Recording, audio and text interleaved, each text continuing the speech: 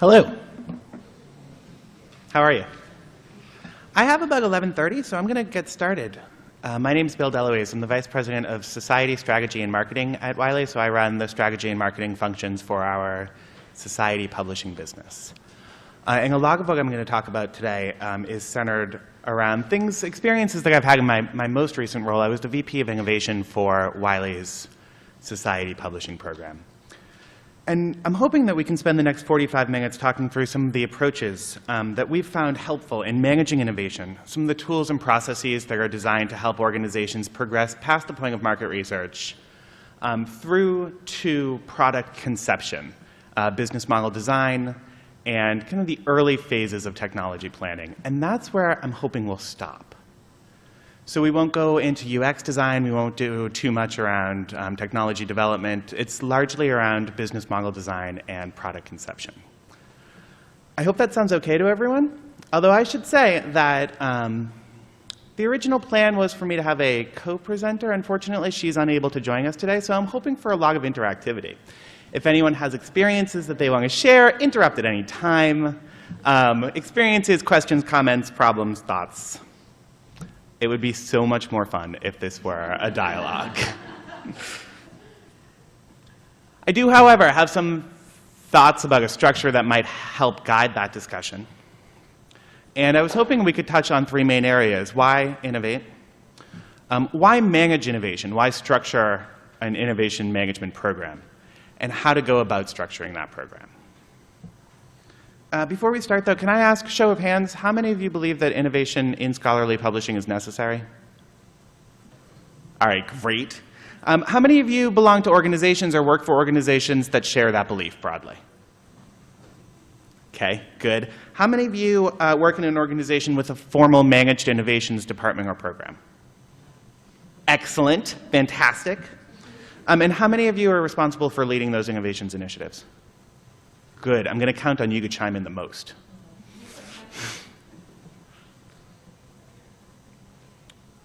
I want to talk a little bit about some of my favorite reasons for why innovation is essential. And the first is that we're operating in an environment where the behaviors of users are changing more rapidly than they ever have before, where the adoption and availability of mobile devices are changing the expectations that users have for their content, where the mass availability of content itself is shifting the expectations that users have for quality and for convenience, which is becoming increasingly as important as quality when seeking and searching information behaviors are exhibited. At the same time, research is changing. Research is happening everywhere. It is being conducted differently. It's being conducted by different people. The rise of citizen scientists, the implementation or the availability of big data, a whole host of overall trends in the environment is changing the way and where and how research is being conducted. While this is happening, the amount of information that's available in professional practice is radically and fundamentally transforming the way professionals go about engaging in their jobs. They don't have to rely on memory when they can rely on their ability to search effectively. And that means that it opens up their minds to think differently about the problems that they're encountering. In the context of all of this, we're experiencing a major demographic shift. Generations are changing. By the end of this year, millennials will represent a majority of the workforce. And by 2025, in the next 10 years, we'll represent 75% of it. This isn't new news, though. I mean, anyone who comes to the Society for Scholarly Publishing meeting, anyone who reads the Scholarly Kitchen or is engaged in scholarly publishing generally knows that the fundamental environment in which our businesses are operating are changing. You probably already know that every 9 years, global scientific output doubles, which means that it's already impossible to keep up with the pace of change in the literature, and it's only getting more difficult. You probably know that last year, 2.5 million scholarly articles were published in journals. That a researcher in any field or a professional in any field, no matter how niche, can't feel confident that they're keeping up with the best available information because there's just so much of it. And you probably already know that that research is being shaped by the 1.7 million students in graduate schools in the US alone never mind the rest of the world.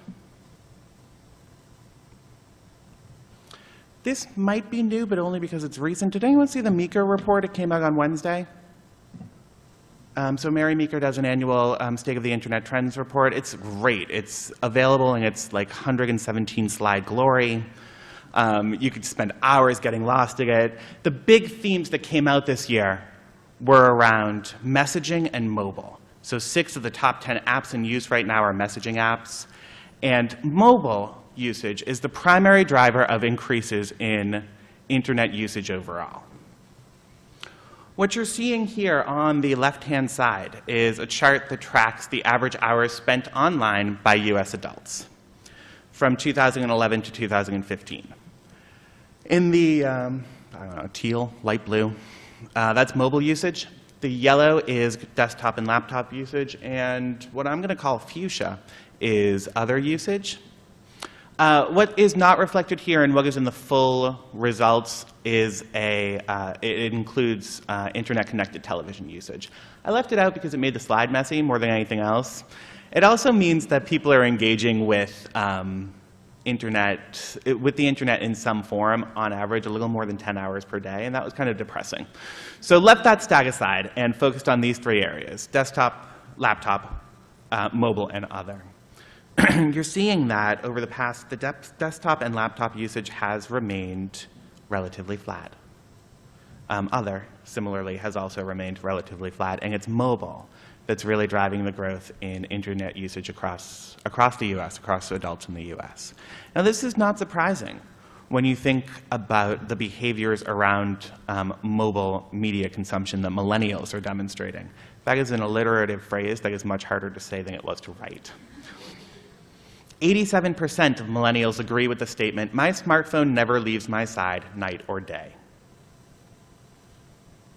80% of millennials agree with the statement, "When I wake up, the first thing I do is reach for my smartphone." That's totally true. I did that this morning. So it's no wonder, given the shifts in demographics, given the rise of purchasing power and behaviors and population percentages of millennials, that mobile is the primary driver of internet usage right now. This might also be new, although not if you were in this room for the last session. How many of you were in this room for the last session? All right, a fair bit. I'm going to move quickly through this then.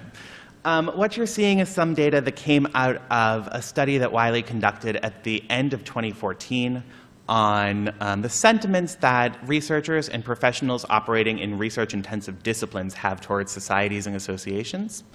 We did this so that we could help our 1,200 or so society and association partners develop their publications and learning strategies. I'm not going into the methodology or the results. I'm just pulling some of the highlights, although I will mention that we had about 14,000 respondents, 13,929 to be exact, that they represented 173 different countries, 75 different research disciplines, and spanned 4 generations.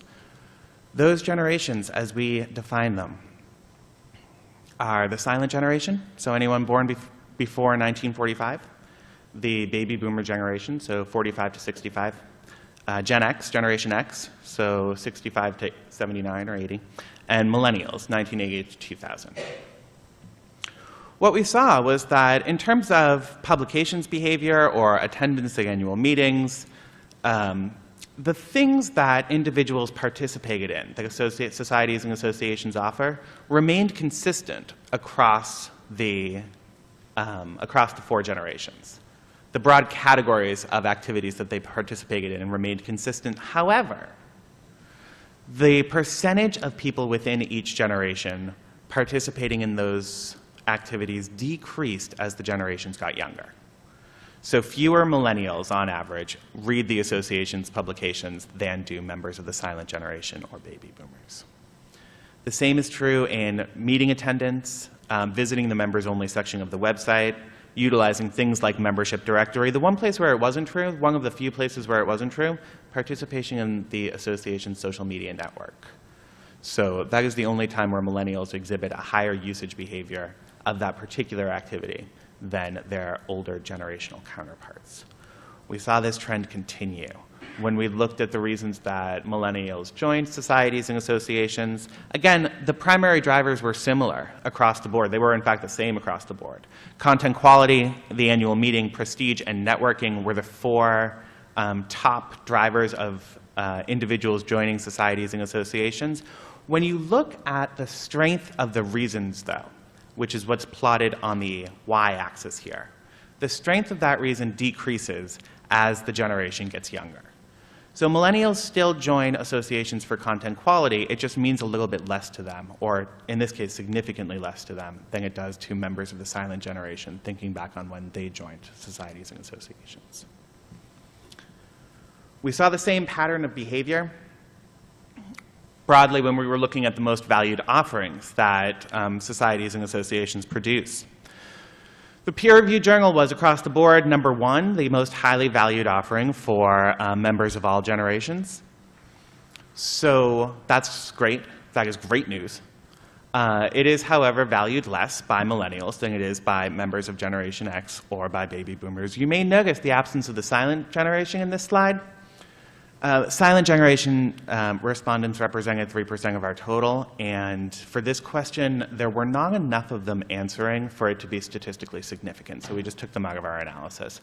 Still, though, you see the trend. You see the trend forming, that the major categories of things that individuals value from societies and associations and other organizations like that are remaining pretty consistent, but the value that they place on each of those things is more often than not declining as the age gets younger. The exception here is in continuing education, it's in expert advice, and it's in leadership experience.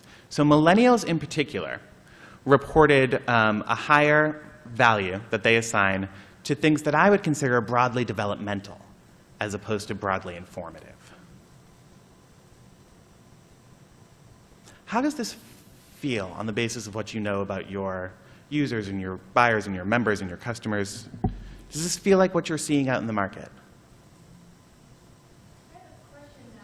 Wouldn't this be the same if for baby boomers 30 years ago? I have no idea. One of the limitations of our survey was that we don't track trends over time. We just don't have the data.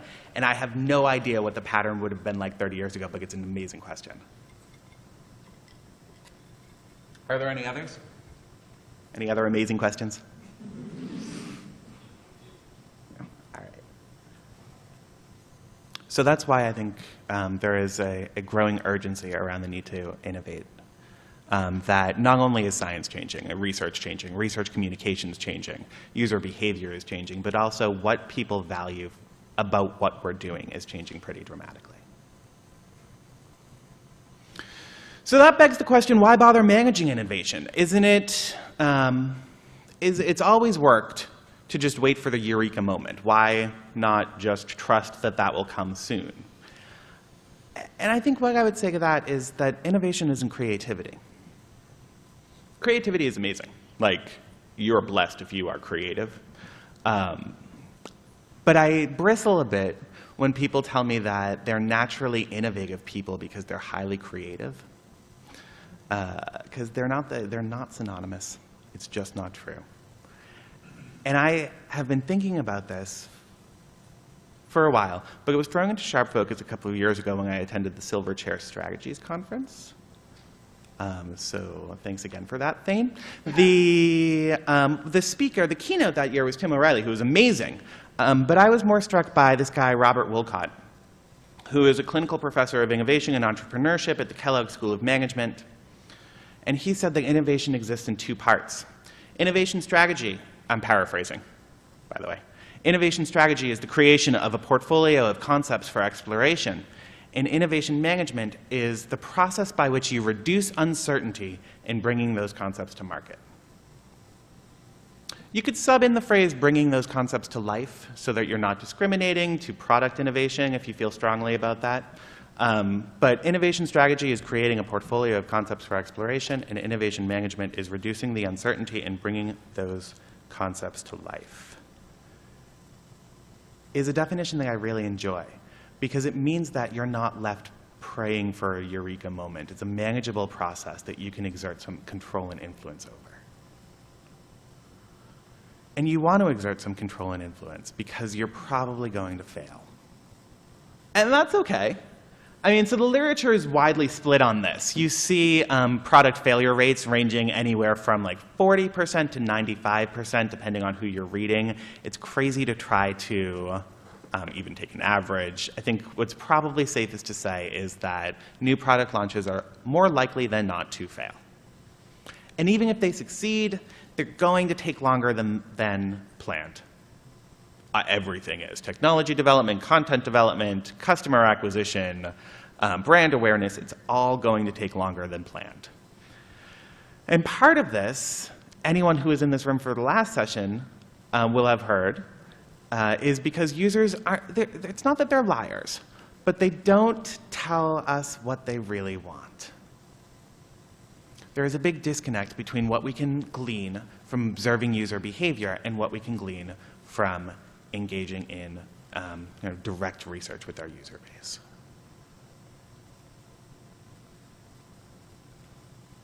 So a managed innovation program aims to minimize risk, emphasize speed, and increase the likelihood of market acceptance. Now, I think it's worth dwelling here for a second because I'm not at all claiming that a managed innovations program eliminates risk or guarantees market acceptance. Failure is still likely, and actually in a lot of cases can be really instructive, really helpful. But sometimes it's avoidable. And we've found that going through a defined process for particularly product innovation, that's where our area of focus has been, makes it easier to see where potential missteps will come down the road so you can plan for and adjust for them in the process.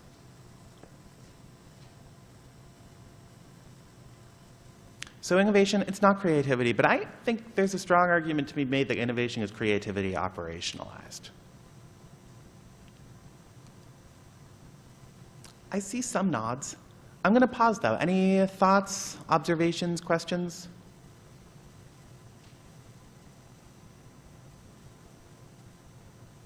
Okay. I think you implicitly promised that this would be very interactive when you laughed at my joke in the beginning. And so you're letting me down, but that's all right. We'll press on. I have some thoughts on how to manage an innovations program.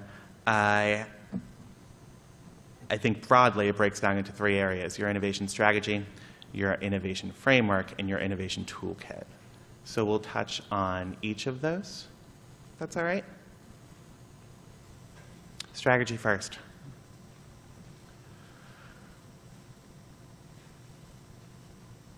There was some work published at the end of last year that suggested that the first step in designing your innovation strategy should be a clear sense of your growth expectations and a clear sense of your growth aspirations and what the gap between those two things are.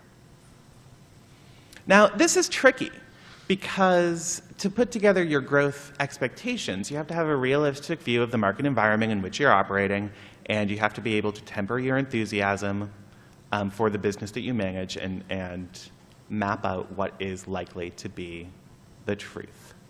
So, budgeting, forecasting, projecting.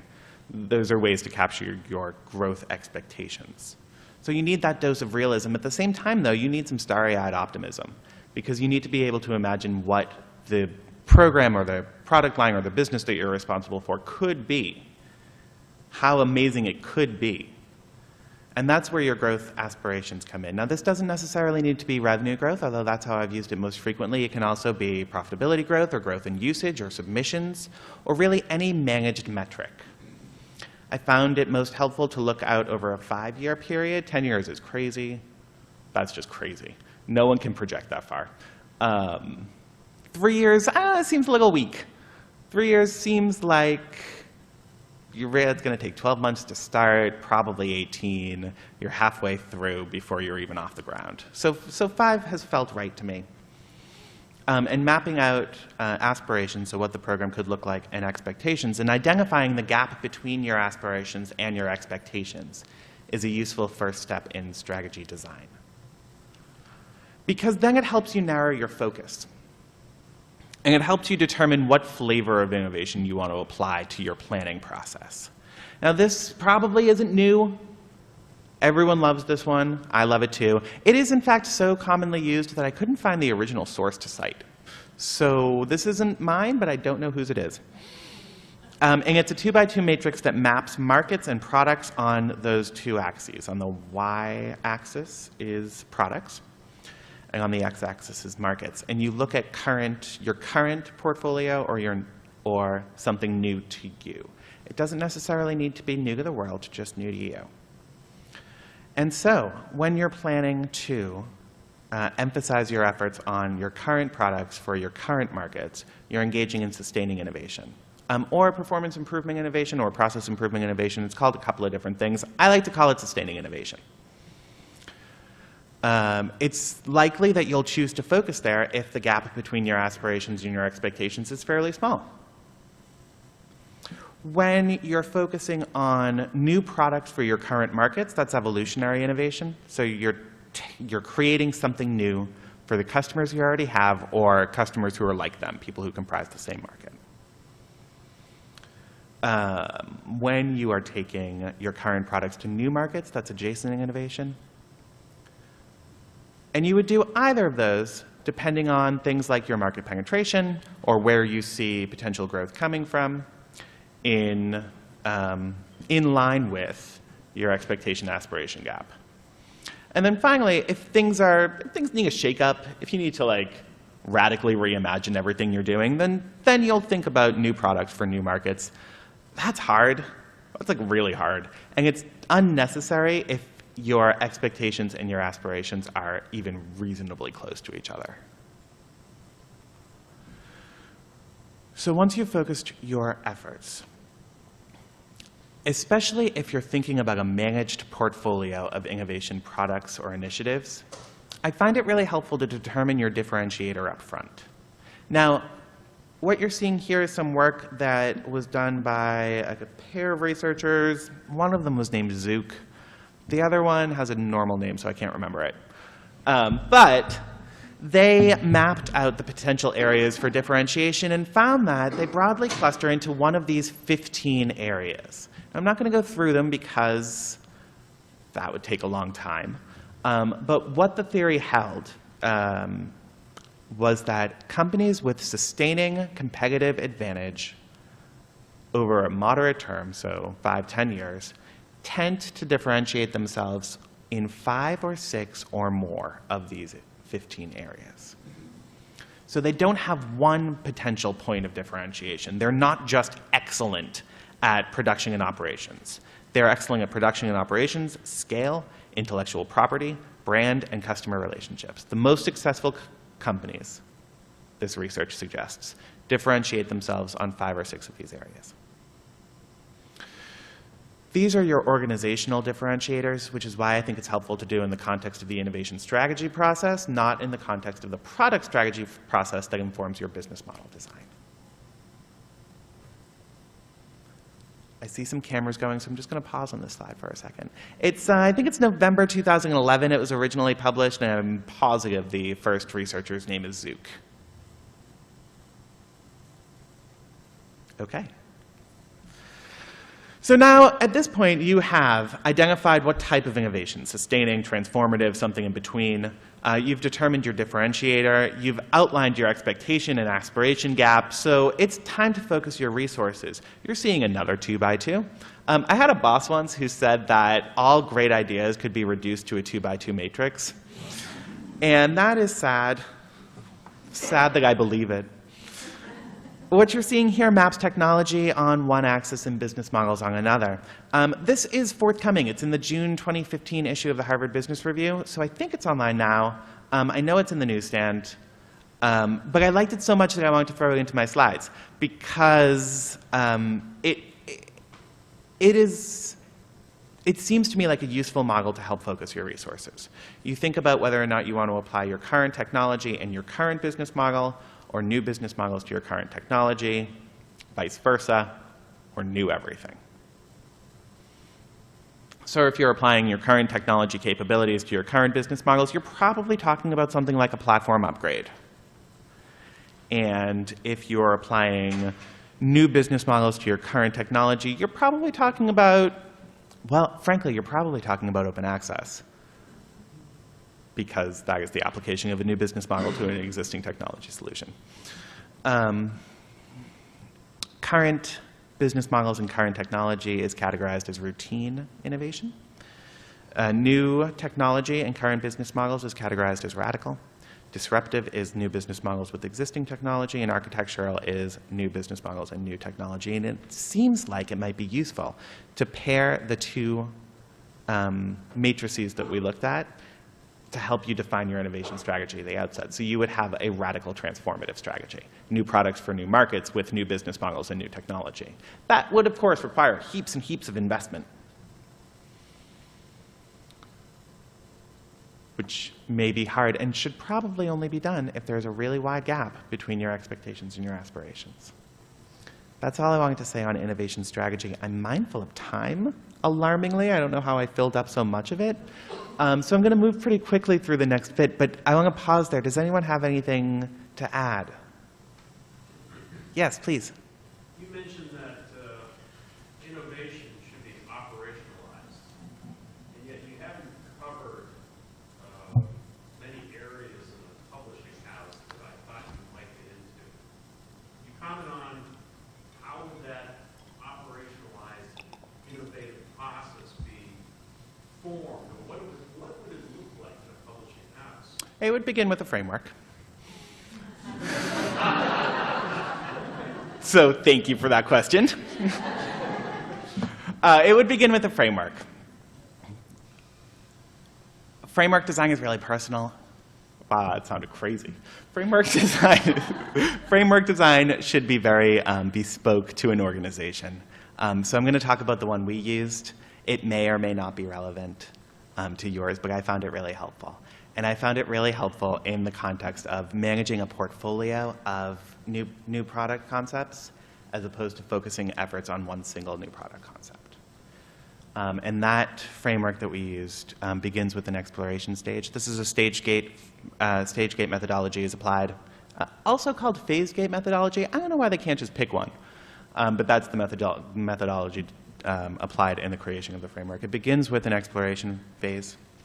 So market research would live here, rapid prototyping would live here, persona development would live here,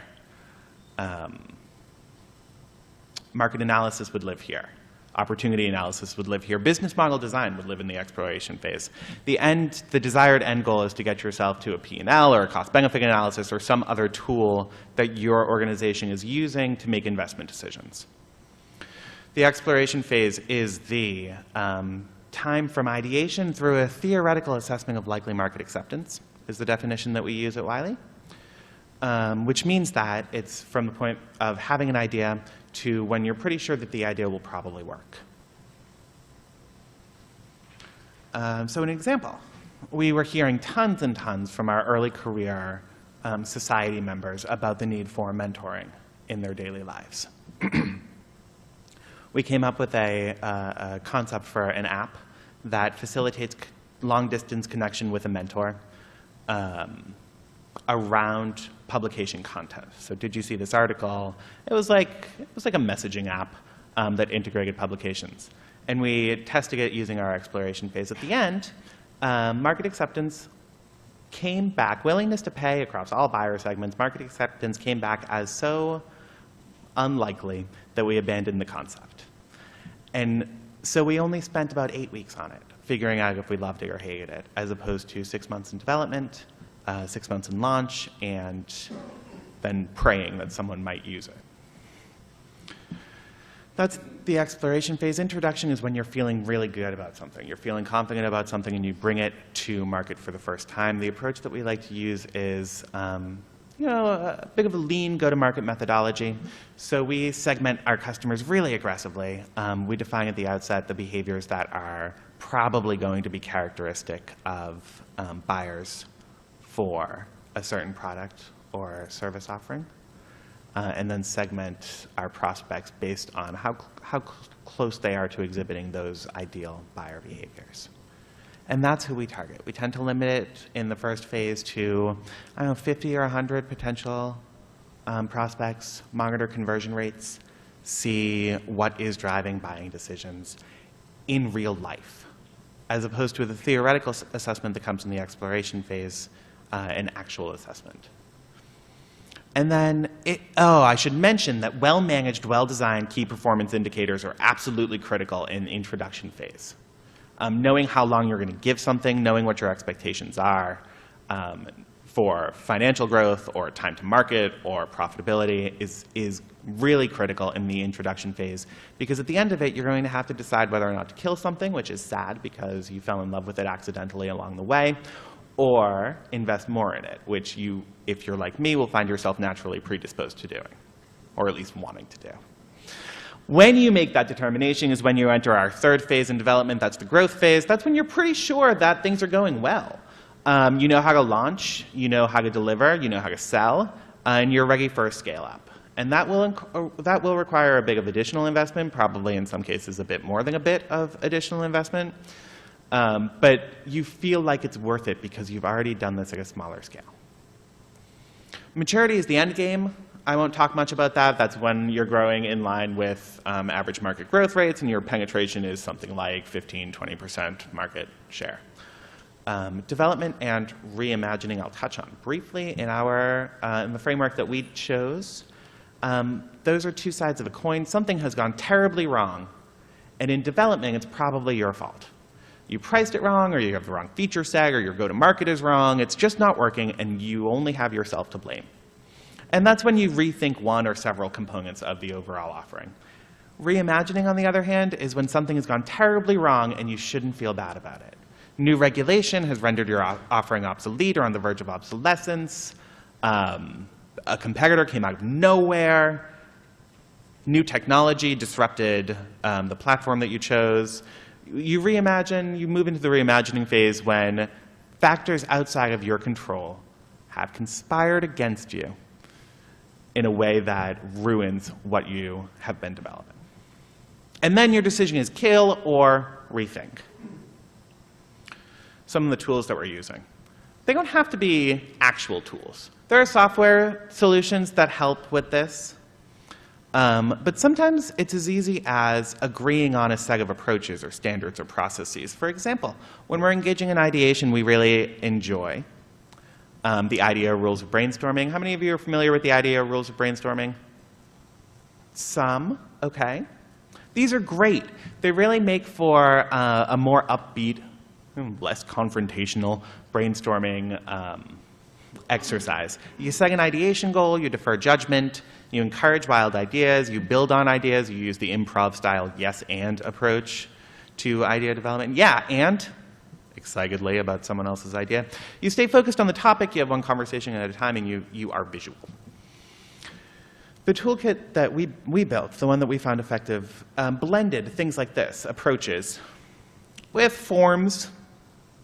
This particular form is embedded into the ideation software that we use. That's where our colleagues, Wiley is a moderately sized company. There are about 4,500 of us globally. And so we use tools like ideation software to capture the ideas that are existing across the organization. The vendor we go with is a company called Hype. We really like them. But as part of it, you need an approach going in to determine whether or not the idea is aligned with where you want to focus. It's not a value judgment. It's not whether or not the idea is good or bad. It's whether the idea is in line with where your focus is going to be. So we chose a couple of different measurements of that, 8 of them, in fact. Economic value, will it produce revenue? Positive engagement among stakeholders, will people like this? Will it introduce new capabilities into the organization? Will it introduce new learning into the organization? Things like that. And every idea that we received was graded using this scale. The ones that received the highest gradings were progressed into the exploration phase. So this is your phase 0 tool. And the ones that were not, were not. We ran a pilot of this to see how it would affect colleague engagement. So we limited it to about 200 people in the organization. We said, we have the software. We would love your ideas. Within the first 2 weeks, we had 250 new concepts submitted. Some of them were done in collaboration, so 2 or 3 people got together to submit their best idea. And we've rejected a good 200 and something of them. I was absolutely shocked by how frequently, so when they were rejected, individuals were told that they were rejected and why. I was shocked by how frequently I got responses saying, "Thank you so much. No one's ever told me why my ideas wouldn't work before.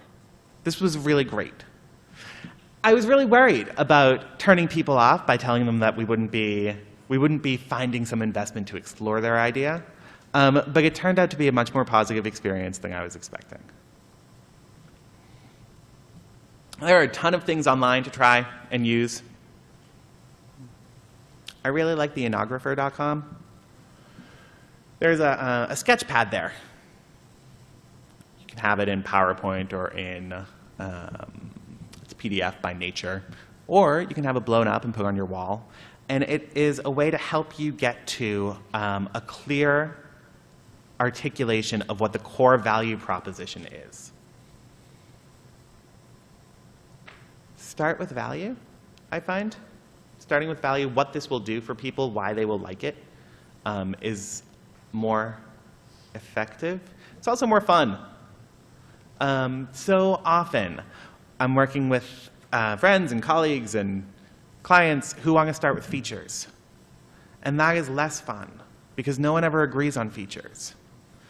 But if you agree on what the core value that you're delivering to your audience is, it's a much more productive conversation. Once you have your concept sketched out, it's time to integrate. It's time to weave back in reality. The reality check that I like to use is business model generation. This is very nearly a shameless plug for a Wiley product, but I don't mean to. It just so happens that we published this book. Also, I love it. It takes you through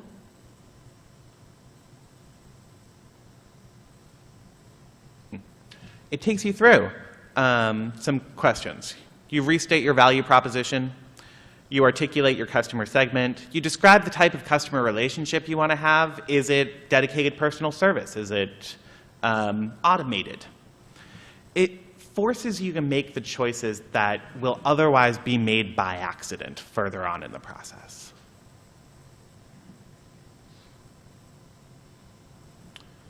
At that point, we move into things like rapid prototyping.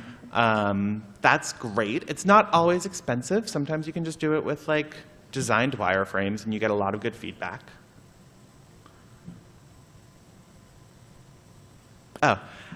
Then we revisit.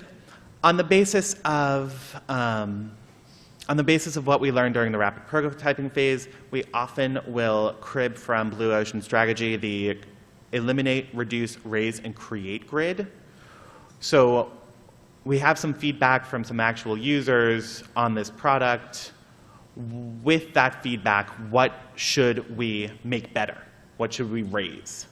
Or what was missing? What should we create? Or what was useless? What should we eliminate? Or what was almost useless? What should we reduce? I love this grid. It's not actually the intended purpose in Blue Ocean strategy, but I find that it works really, really well in product design.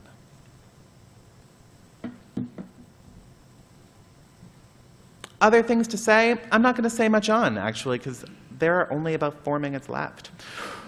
I mentioned our lean go-to-market strategy. Who knows the Dropbox story? Will you tell the Dropbox story? No. All right. Fine. They made a video that showed how Dropbox worked before they could have the funds to develop a working model. And the video was just grabbing screenshots and moving them all together. Is that what you mean? That's exactly what I mean. I'm going to repeat this verbatim just because. Okay. Yeah. They made a video describing all of the features, or not even describing, just demonstrating all of the features of Dropbox through a series of screenshots. Like they animated some screenshots and made it look like it actually existed. And on the basis of the number of people who signed up for this thing that did not exist, they decided to build it. It was great. Smart failure we touched on too. I know it's a buzz phrase. I know it is, but it's a good one.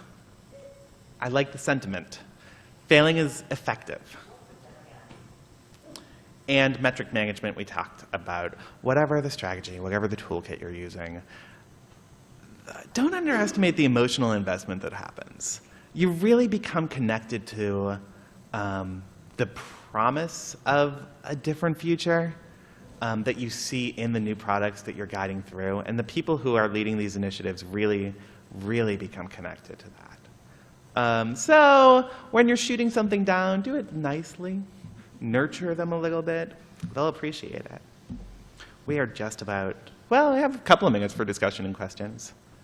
So, yes. So, in your organization, how do you balance the sort of internal preferences for, I guess, product development and what you get from the users? Yeah, okay. So, big of a mix, depends on who you're dealing with. There are always some people, some of your colleagues, who have less data and more opinions. And those people, their opinions are nice, but often irrelevant. So we tend to, I personally tend, I'll tell you what I personally do. There are a bunch of different approaches. Mine is to overshare the data that we do have. In a really friendly, thought you might be interested in knowing that you're not right kind of way. But you're absolutely right. Balancing those competing pressures, dealing with the fact that there are really strong opinions from people who have a lot of experience in doing this that may or may not jive with market expectations is a real challenge.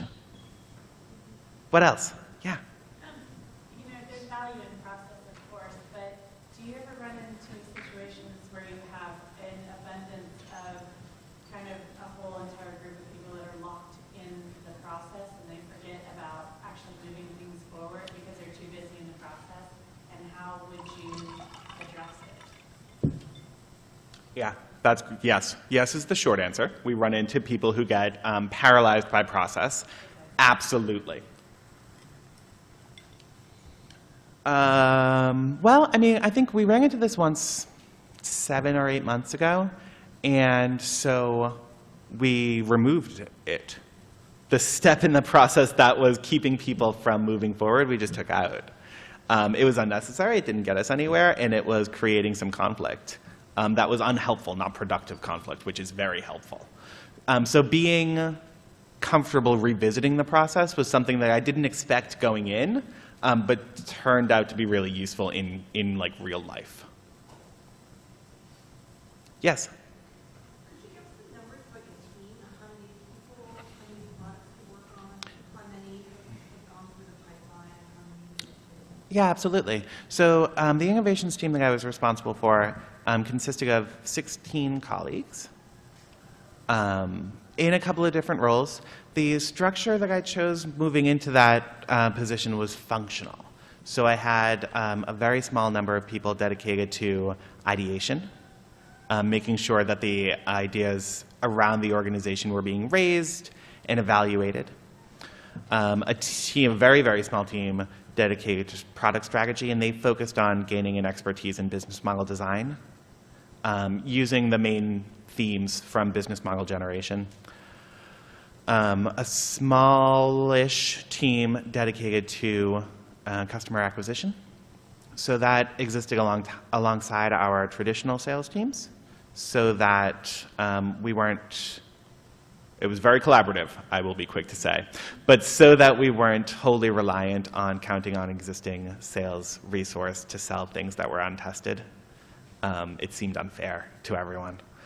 And then a team, a reasonably sized percentage of the team that was focused on deployment and delivery, so actually getting things done. At any time, we were probably working on 40 or so concepts. We had a fairly high kill rate. So, I could fall anywhere to 15 or 20. It could be up at probably not more than 50. And from that, we have launched one. So I got real comfortable with failure. I'm afraid we're out of time. I'm very happy to stay, but I'm also aware that it is 12:15 exactly. So if anyone wants to leave now, I won't be offended. I'm also happy to hang out here and take a few more questions. Thank you so much.